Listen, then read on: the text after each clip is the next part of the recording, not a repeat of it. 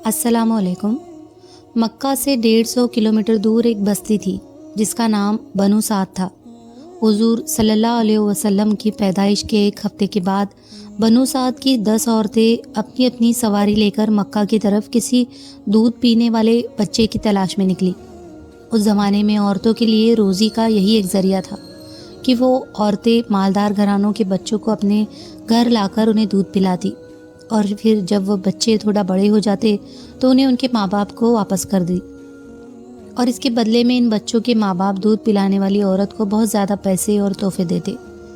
इसी उम्मीद में बनु साद की 10 औरतें मक्का की तरफ अपनी ऊँटनियाँ लेकर चली।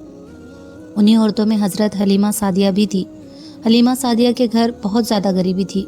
उनके शौहर को कोई काम न मिलता, सिर्फ बकरी चराकर उन्हीं के दूध पर दिन रात गुजारा होता था। हलीमा सादिया के घर में एक ऊँटनी भी थी, लेकिन वो बहुत ज़्यादा कमज़ोर हो चुकी थी क्योंकि बनु साद कबीले में घास भी बहुत कम उगती थी, इसीलिए जानवरों को भी सही से चारा नहीं मिल पाता था।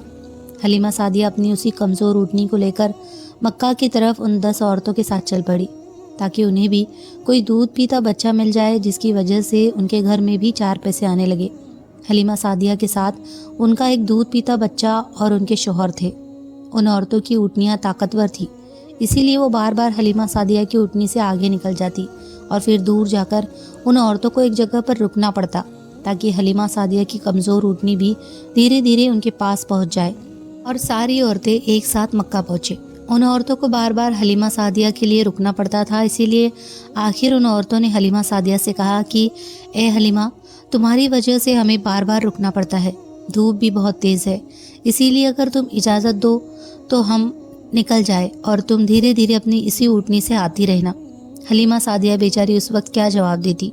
उन्होंने कह दिया कि हाँ ठीक है, तुम लोग मेरी वजह से परेशानी मत उठाओ, जाओ तुम सब निकल जाओ, मैं अपने शौहर के साथ धीरे धीरे पीछे आ रही हूँ।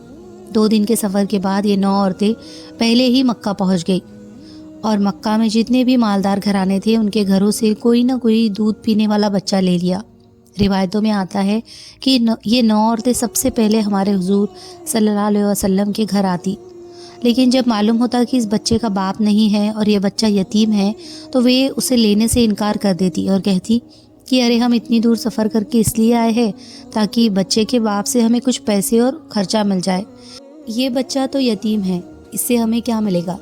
इसीलिए सारी औरतों ने हमारे हुजूर को लेने से इनकार कर दिया और मक्का के मालदार बच्चों को लेकर चली गई। जब सभी औरतों ने हुजूर सल्लल्लाहु अलैहि वसल्लम को लेने से इनकार कर दिया तो ये बात हज़रत आमिना के दिल को लगी और वो अकेली घर में बैठी अपने इस छोटे बच्चे को देखकर रोने लगी और दिल ही दिल सोचने लगी कि काश आज मेरे मासूम बच्चे के बाप जिंदा होते तो मेरे बच्चे को भी कोई औरत अपने घर ले जाती। काश मेरे शौहर जिंदा होते तो वो मेरे बच्चे को गोद में लेकर बाज़ारों में घुमाते और उसे अच्छे अच्छे खिलौने दिलाते।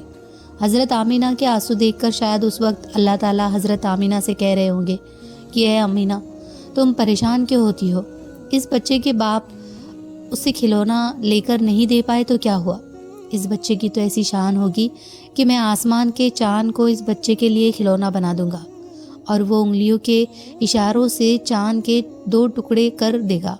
ए आमीना, इस बच्चे के बाप इसे क्या बाज़ारों की सैर करवाते, आने वाले वक्त में देखना मैं इस बच्चे को आसमानों पर बुलाकर जन्नत की सैर करवाऊंगा।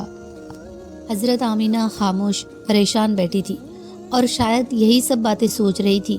हज़रत अब्दुल मुतल्लिब को भी जब अपने पोते के बारे में यह खबर मालूम हुई कि किसी औरत ने भी मेरे पोते को कबूल नहीं किया है, सब ने लेने से इनकार कर दिया है, तो उनके दिल पर भी एक चोट लगी और दिल ही दिल सोचने लगे कि ये काश मेरा बेटा अब्दुल्ला ज़िंदा होता तो आज मेरे पोते को ये दिन न देखना पड़ता।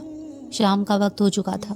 हलीमा सादिया उसी वक्त मक्का पहुंची तो उन्हें मालूम हुआ कि अब मक्का में कोई मालदार घराने का बच्चा नहीं है बचा है। इन सभी औरतों ने हर ऐसे बच्चे को ले लिया है जिसका बाप मालदार हो। हलीमा सादिया तलाश करती हुई हज़रत आमीना के घर पहुंची और दरवाज़ा खटखटाया।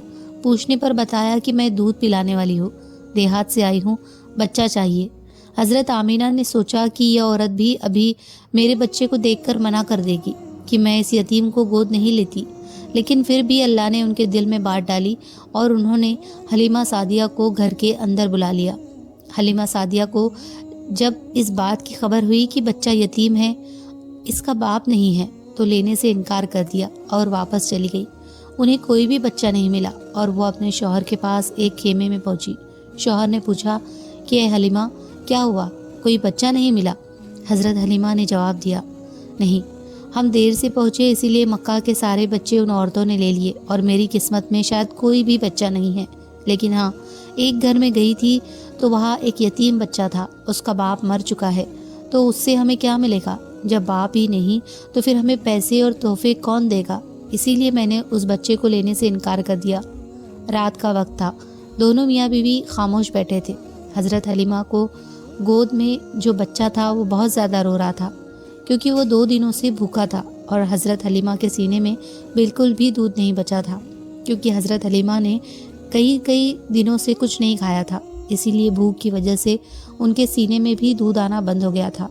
اچانک خاموشی توڑتے ہوئے ان کے شوہر نے اپنی بیوی حلیمہ سے کہا، اے حلیمہ، ویسے بھی ہمیں کوئی بچہ نہیں ملا ہے اور ہم اتنی دور کا سفر کر کے مکہ آئے ہیں، کل صبح ہمیں واپس جانا ہے، اسی لیے میں مناسب سمجھتا ہوں کہ تم جاؤ اور اس یتیم بچے کو لے آؤ۔ چلو، ہمیں کچھ پیسے نہیں ملیں گے تو کیا ہوا، کم سے کم اللہ کی طرف سے کچھ ثواب ہی ملے گا کہ ہم نے ایک یتیم بچے کو پالا۔ خالی ہاتھ گھر لوٹتے ہوئے مجھے اچھا نہیں لگ رہا ہے۔ حضرت حلیمہ نے کہا کہ بات تو آپ صحیح کہہ رہے ہو، ٹھیک ہے، میں ابھی جا کر اس بچے کو لے آتی ہوں۔ اور پھر حضرت حلیمہ بی بی آمینہ کے گھر پہنچی۔ یہ دیکھ کر حضرت آمینہ بہت زیادہ خوش ہوئی کہ چلو، میرے بچے کو کسی عورت نے قبول تو کیا۔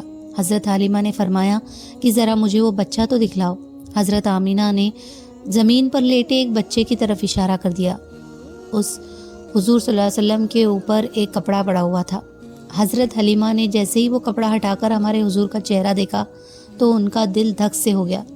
حضور صلی اللہ علیہ وسلم نے مسکراتے ہوئے حضرت حلیمہ کی انگلی پکڑ لی۔ ایسا خوبصورت بچہ اور اس کی اتنی پیاری سی مسکراہٹ دیکھ کر حضرت حلیمہ خود پر قابو نہ رکھ سکی اور اس بچے کو گود میں اٹھا کر سینے سے لگا لیا اور اس سے پیار کرنے لگی۔ بچے کو سینے سے لگاتے ہی حضرت حلیمہ کو ایسی ٹھنڈک محسوس ہوئی کہ جو انہیں ساری زندگی میں نہیں مل سکی۔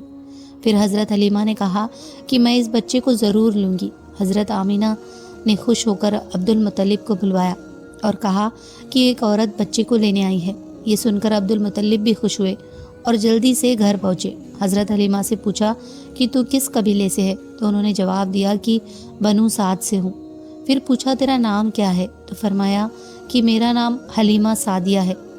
یہ سن کر حضرت عبد المطلب نے خوش ہو کر کہا کہ واہ بھائی واہ، نیکی اور سادگی ایک ساتھ جمع ہو گئی۔ انہوں نے حضرت حلیمہ کی تعریف کی اور پھر فرمایا کہ تم میرے بچے کو لے جا سکتی ہو۔ حضرت حلیمہ جب بچے کو لے کر آگے بڑھنے لگی تو رک کر حضرت آمینہ سے کہا کہ اے آمینہ، میں دیہات کی رہنے والی ہوں، میں نے آج تک اس جیسا خوبصورت بچہ دیہاتوں میں نہیں دیکھا۔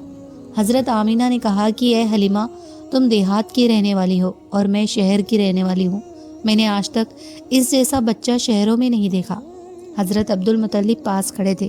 انہوں نے کہا کہ اے حلیمہ، تم نے دیہات میں ایسا خوبصورت بچہ نہیں دیکھا، اور آمینہ، تم نے شہروں میں ایسا خوبصورت بچہ نہیں دیکھا، اور میں ملکوں کا سفر کیا کرتا ہوں، میں نے ملکوں میں ایسا خوبصورت بچہ نہیں دیکھا۔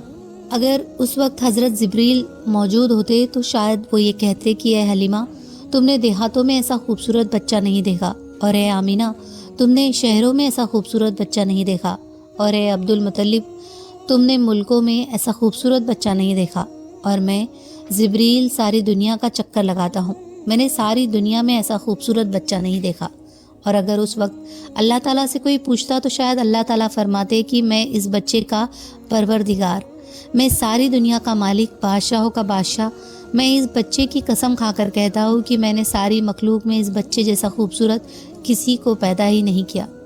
حضرت حسان نے ہمارے حضور کی تعریف کرتے ہوئے ایک بار فرمایا کہ اے ہمارے حضور صلی اللہ علیہ وسلم، آپ سے زیادہ حسین میں نے کسی کو نہیں دیکھا، اور آپ سے زیادہ خوبصورت انسان کسی عورت نے نہیں پیدا کیا۔ آپ تو ہر برائی سے پاک کر کے پیدا کیے گئے، آپ تو بالکل ویسے ہی پیدا کیے گئے جیسا آپ کو ہونا چاہیے تھا۔ حضرت حلیمہ سعدیہ حضور صلی اللہ علیہ وسلم کو گود میں لے کر اپنے شوہر کے پاس پہنچی۔ رات بہت زیادہ ہو چکی تھی، بھوک بھی بہت زیادہ لگ رہی تھی۔ وہ چھوٹا بچہ بھوک سے رو رہا تھا۔ حضرت حلیمہ نے حضور کے بارے میں سوچا کہ اس چھوٹے بچے کو اپنے سینے سے دودھ پلا کر تو دیکھو، شاید 1-2 قطرے دودھ اس بچے کو مل جائے۔ حضرت حلیمہ نے جیسے ہی حضور صلی اللہ علیہ وسلم کو اپنے سینے سے لگایا تو ان کے سینے میں دیکھتے ہی دیکھتے دودھ بھرتا گیا اور حضور نے پیٹ بھر کر دودھ پیا۔ پھر اس دوسرے بچے نے بھی پیٹ بھر کر دودھ پیا۔ حضرت حلیمہ اور ان کے شوہر یہ دیکھ کر بہت حیران تھے کہ آخر یہ سب ہو کیا رہا ہے۔ پھر حضرت حلیمہ نے اپنے شوہر سے کہا کہ آپ یہ برتن لو اور باہر ہماری جو اونٹنی کھڑی ہے اس کے تھانوں میں جا کر دیکھو، شاید تھوڑا بہت دودھ نکل آئے تاکہ ہم لوگ بھی کچھ دودھ پی لے اور اپنی بھوک مٹا سکے۔ شوہر برتن کو لے کر باہر اس کمزور اونٹنی کے پاس پہنچے تو دیکھ کر حیران رہ گئے کہ اس اونٹنی کے تھن دودھ سے بھرے ہوئے تھے۔ انہوں نے اس کا دودھ نکالنا شروع کیا اور پورا برتن بھر لیا۔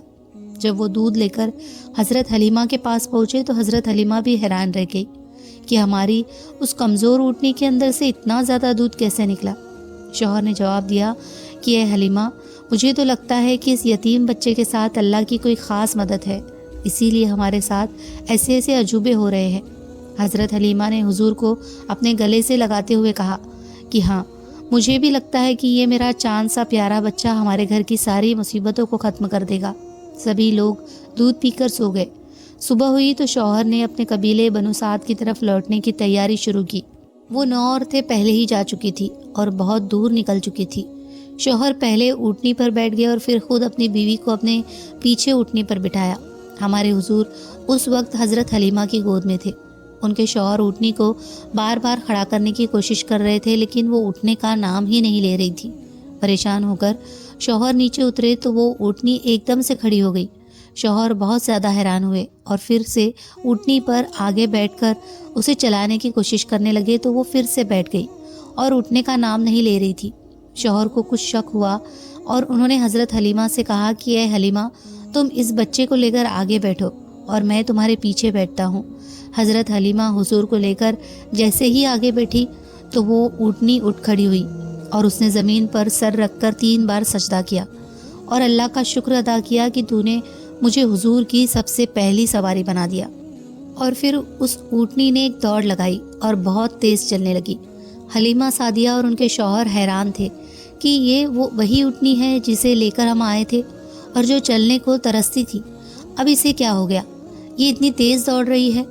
کچھ ہی وقت گزرا کہ اس اونٹنی نے دوڑتے ہوئے ان 9 عورتوں کو پا لیا اور تیزی سے چلتے ہوئے ان کے پاس سے گزری تو ان عورتوں نے حیرانی سے پوچھا کہ اے حلیمہ، کیا تم نے سواری بدل دی ہے؟ تو حضرت حلیمہ نے جواب دیا کہ میں نے سواری نہیں بدلی بلکہ اس سواری کا سوار بدل چکا ہے۔ سب سے پہلے حلیمہ سعدیہ ہی اپنے محلے بنو سعد میں پہنچی۔